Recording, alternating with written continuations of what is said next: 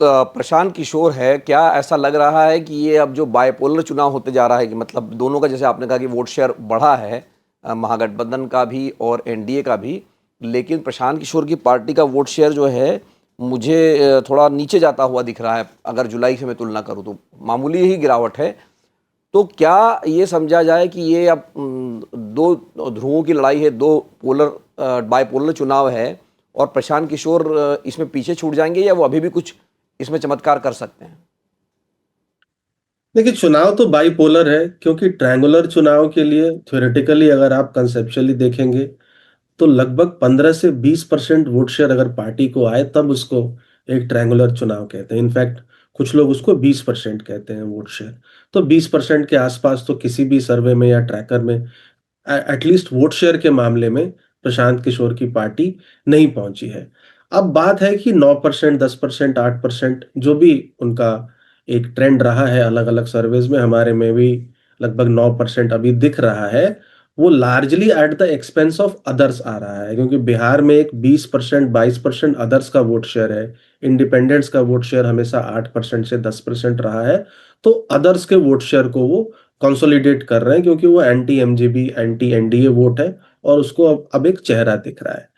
हाँ, लेकिन वो एक स्पॉइलर का रोल जरूर अदा कर सकते हैं, जैसा पिछली बार एलजेपी ने किया था। लगभग 73 सीटों पे उसको विक्ट्री मार्जिन से ज्यादा वोट शेयर मिला था, और 40 सीटों पर एनडीए और 32 सीटों पर महागठबंधन को नुकसान पहुंचाया था। तो वो अलग अलग सीटों पे अलग अलग पार्टियों को नुकसान पहुंचा सकते हैं। अब उनकी पार्टी की किस्मत लार्जली अब कैंडिडेट्स के हाथ में है।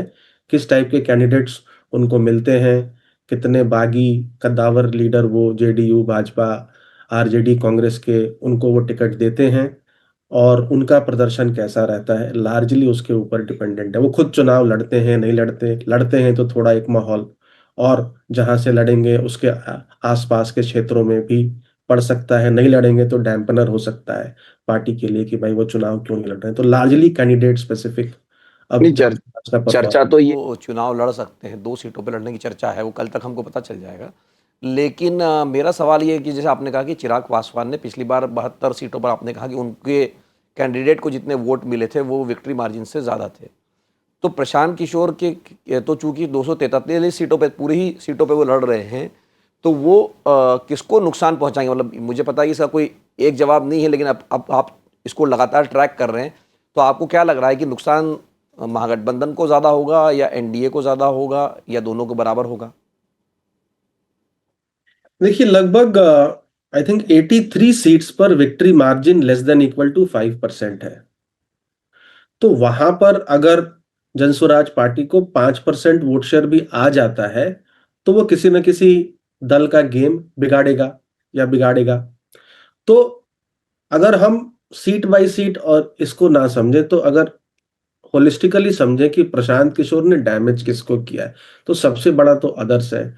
दूसरा, आज भी मैं कहूंगा सबसे, उसके बाद महागठबंधन है, या तेजस्वी यादव की ब्रांड इमेज जो एक थी, जो युवाओं में एक पॉपुलैरिटी थी, उनके एजुकेशन स्टेटस को बार बार रेस करके उन्होंने उनको नुकसान पहुंचाया है।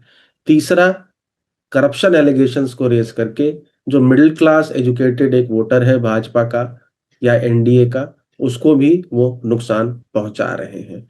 तो सीक्वेंस में देखेंगे तो फर्स्ट अदर्स, सेकंड महागठबंधन, थर्ड एनडीए है। लेकिन सीट स्पेसिफिक कहना मुश्किल है कि इन 83 सीट्स पे या ओवरऑल 243 सीट्स पे जब तक उनके कैंडिडेट्स नहीं आ जाएंगे, किस टाइप के कैंडिडेट्स हैं, क्वालिटी ऑफ कैंडिडेट्स, कास्ट उनकी क्या है, जाति क्या है, पहले वो लड़े हैं ना लड़े हैं। हाँ, एक बार जो एक चीज वो कह रहे हैं बार बार कि जेडीयू की 25 सीटें नहीं आएंगी और नीतीश कुमार सीएम नहीं बनेंगे, तो उनके कैंडिडेट्स जेडीयू के खिलाफ खास करके देखने वाले रहेंगे कि वो जेडीयू को नुकसान पहुंचाने के लिए ही अब जोर लगाते हैं क्या, जैसा चिराग पासवान ने पिछली बार किया था कि सिर्फ जेडीयू के खिलाफ ही खड़े हुए थे।